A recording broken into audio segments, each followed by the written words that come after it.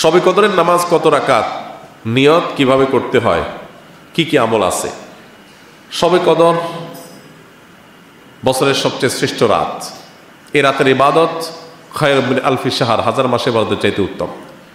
তো এই জন্য এই রাত জেগে আমরা ইবাদত করার চেষ্টা করব। কিন্তু ইবাদতের নির্দিষ্ট কোনো ফরম্যাট, নির্দিষ্ট কোনো পদ্ধতি কোরআন বা হাদিস শিখায় দেয়নি যে আপনাকে নামাজ পড়তে হবে এত রাকাত, প্রথম রাকাতে অমুক সূরার সাথে তমুক সূরা এতবার পড়তে হবে, দ্বিতীয় রাকাতে অমুক সূরার সাথে অমুক সূরা এতবার পড়তে হবে, এরকম কোনো ধরা বাঁধা নিয়ম বলে দেওয়া হয় নাই। অতএব শবে কদরের নামাজ বলতে আলাদা কোনো ফরম্যাটের নামাজ নাই। আপনি দুই রাকাত করে নামাজ পড়বেন, ধীরে ধীরে সুন্দর করে যে কোনো সূরা দিয়ে পড়তে পারেন, যে কোনো সূরা যে কোনো সংখ্যকবার পড়তে পারেন, নির্দিষ্ট কোনো ফরম্যাট ঠিক করা নেই। শবে কদর উপলক্ষে একটা জিনিস শুধুমাত্র হাদিসে শেখানো আছে, এটা হলো একটা দোয়া, আল্লাহুম্মা ইন্নাকা আফুউন তুহিব্বুল আফওয়া ফাফু আন্নি। আল্লাহ আপনি ক্ষমাশীল, ক্ষমাকে পছন্দ করেন, আমাকে ক্ষমা করে দিন। এর বাইরে শবে কদরের নামাজ বলতে আলাদা নিয়মের কোনো নামাজ নাই।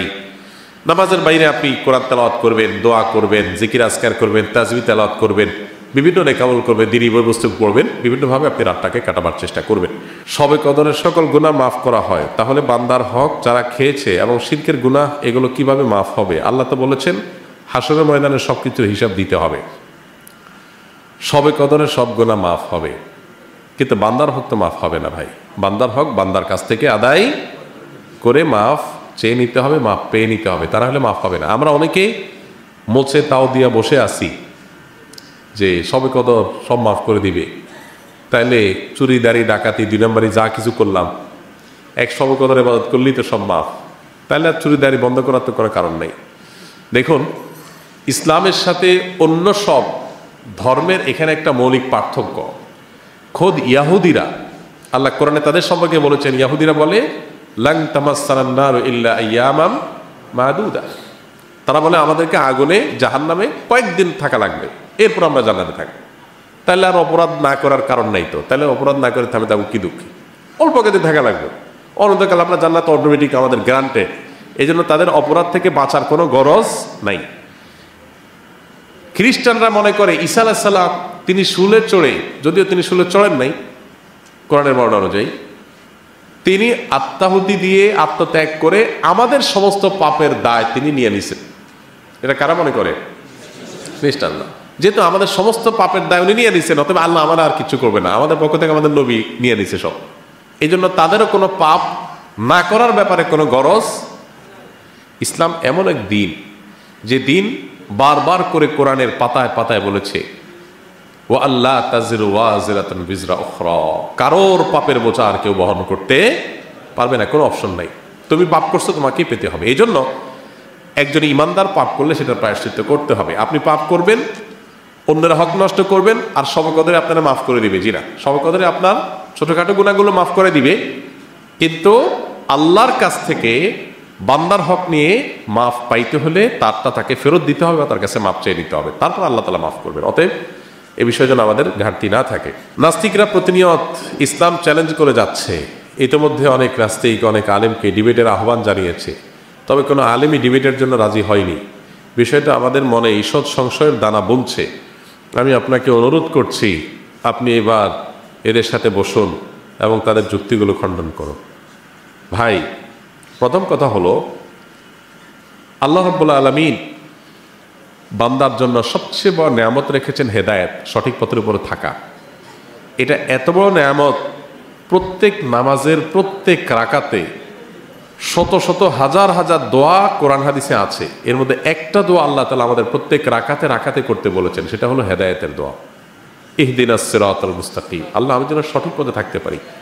এত ঝড়, এত জলোচ্ছ্বাস, এত তুফান, এত আক্রমণ, এত বাধা,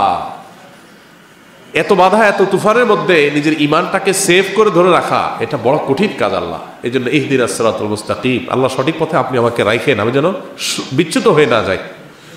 এই দোয়াটা চোখের পানি ফেলে বেশি বেশি করে কাঁদবেন এবং বলবেন। এই যে বললেন, অনেক আলেমকে ডিবেটের জন্য আহ্বান করছে। শ্রীপুরের ট্যাবলেট বিক্রি করা দেখছেন কখনো? দেখছেন?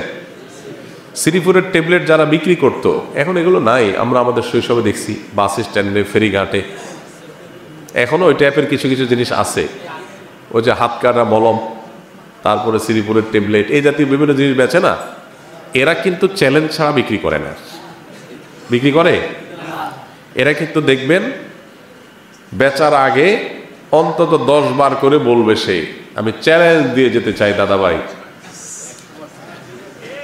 100% গ্যারান্টি, বিফলে মূল্য ফেরত।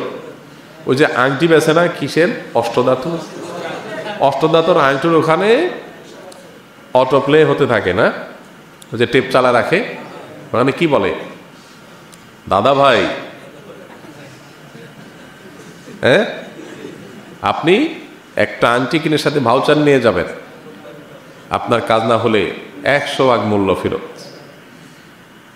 এত বড় বড় ডাক্তার চেম্বার খুলে বসে আছে, এত বড় ডিসপেন্সারি আছে, কোনো ডাক্তার আজ পর্যন্ত দেখবেন না বলতেছে যে ভাই 100% গ্যারান্টি। প্রেসক্রিপশনের নিচে আছে যে ভাই সর্দি লাগছে আপনার, এই মেডিসিন নেবেন, 100% গ্যারান্টি। বলতে পারবে কোনো ডাক্তার? বলে না। কিন্তু ওই অষ্টধাতুর আংটি কিন্তু ঠিকই গ্যারান্টি দেয়। এখন অষ্টধাতুর আংটিওয়ালা যদি বলে যে ভাই আমি এই আরিসা ফেরিঘাটে বসে আজ 10 বছর ধরে আমি ডিবেটের আহ্বান করছি, চ্যালেঞ্জের আহ্বান করছি যে আমার এটা ভুল প্রমাণ করো, আজ পর্যন্ত কোনো এমবিবিএস ডাক্তার সাহস করে নাই। এখন আপনি যদি কোনো এমবিবিএস ডাক্তারে যায় বলেন ভাই আপনি একটু যান না প্লিজ, এই ডিবেটটা নেন না, তো এইটা যেরকম হবে আপনার এই চিরকুট আমাকে দেওয়াটা অনেকটা সেরকম। আমি আপনার প্রতি শ্রদ্ধা রেখে বলতে চাচ্ছি। কেন বলছি কথাটা? এই জাতীয় ডিবেট বাস কিছু মানুষ আছে, তারা লাইম লাইটে আসতে চায়। আপনারা অনেকে হয়তো জানবেন যাদের দিনের প্রতি বুঝ নাই, এরা অনেকে বিদেশে অ্যাসাইলাম করার জন্য, অ্যাসাইলাম পাওয়ার জন্য নাস্তিক হয়। আমি চাক্ষুষ এরকম কিছু বিষয়ের আমি জানি। জাস্ট এখানে ইসলাম এবং মুসলমানদের বিরুদ্ধে উল্টাপাল্টা কথা বলার পরে মুসলমানরা রাগের চোটে ক্ষোভে ক্ষুব্ধ হয়ে তার বিরুদ্ধে কড়া কড়া কথা বলবে। এই কথাগুলোকে নিয়ে বিদেশি এম্বাসির কাছে দেখাবে, দেখো আমি এদেশে থাকলে আমার জানের নিরাপত্তা নাই, তোমরা আমাকে আশ্রয় দাও, অ্যাজাইলাম দাও। তখন সে অ্যাজাইলাম পায়, বিদেশে যায় থাকে। অনেকের এই ইসলামকে নিয়ে খোঁচাখুচি চুলকানির মূল রহস্য হলো অ্যাজাইলাম পাওয়া। আবার অনেকে, সবাই যেরকম সেটা বলছি না আমি, অনেকে বিশ্বাসগতভাবে সে এই পথে গেছে। এখন সে বারবার চ্যালেঞ্জ ছড়ে লাইম লাইটে আসার জন্য, মানে এইরকম যে এক প্রাণী আল্লাহর আছে এটা জানান দেওয়াটাও একটা টার্গেটের ব্যাপার। যত বেশি সে লাইম লাইটে আসতে পারবে তত বেশি তার মাকসাদ হাসিল হবে, সে সেটা চায়। তো আপনি তার মাকসাদটা পূরণ করতে বলতেছেন। 3 নম্বর কথা হলো, এইরকম ডিবেট বাজ এদেরকে বহুবার নাকানি চুবানি বহু মানুষ, বহু কলেজ ইউনিভার্সিটির ছাত্ররা, আমাদের ভাইয়েরা তারা খাওয়াইছে বহুবার, কিন্তু লজ্জা শরম এদের নাই। লজ্জা শরম যদি থাকতো তো বা আবার দ্বিতীয়বার ডিবেট বলতো না। এদেরকে সকাল বিকাল নাকানে চুবানি খাওয়ায়া বেইজ্জত করা বহুবার এদেরকে বিদায় দিছে। এখন আপনি যদি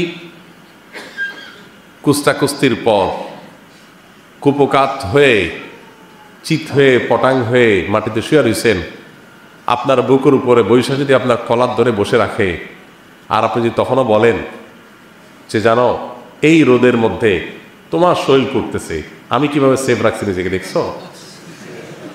তো এই বাটপারি যেরকম, এই নাস্তিকগুলোর এই ডিবেট খেলাটাও সেরকম। না কেন চুপানি খাওয়ার পরও বলে, দেখছো কোনো হুজুর আমাদের চ্যালেঞ্জ নেয় নেই, এত শ্রীপুরের ট্যাবলেট বেচলাম, কোনো ডাক্তার আসলো না।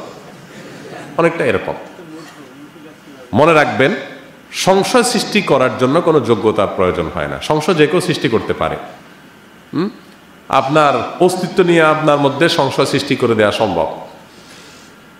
এটার জন্য আল্লাহ তাআলা আমাদেরকে দোয়া শিখিয়েছেন, আল্লাযী ইউওয়াসউইসু ফী সুদুরিন নাস মিনাল জিন্নাতি, যারা মানুষের মনের মধ্যে কুমন্ত্রণা সৃষ্টি করে, আল্লাহ পানা চাই তাদের কাছ থেকে। তারা শয়তান, জিন শয়তান যেমন হয়, আবার এরকম মানুষ টাইপেরও হয়। ইন্টারেস্টিং বিষয় যে কোরআনে এত বিশাল বড় মহাগ্রন্থ, এত আলাপ আল্লাহ করলেন, ফিনিশিং এটা দিয়ে কেন করলেন? কোরআন শেষ হলো এটা দিয়ে, শেষ সূরার শেষ আয়াত, আল্লাযী ইউওয়াসউইসু ফী সুদুরিন নাস মিনাল জিন্নাতি ওয়ান নাস।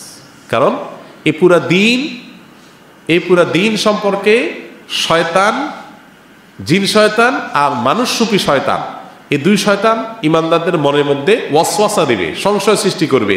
এই জন্য আল্লাহর কাছে পানা চেয়ে নিতে হয়। আল্লাহর কাছে যখন আপনি দরখাস্ত করবেন পানা চাওয়ার জন্য, ইনশাআল্লাহ আল্লাহ তাআলা আপনাকে সেভ করবেন।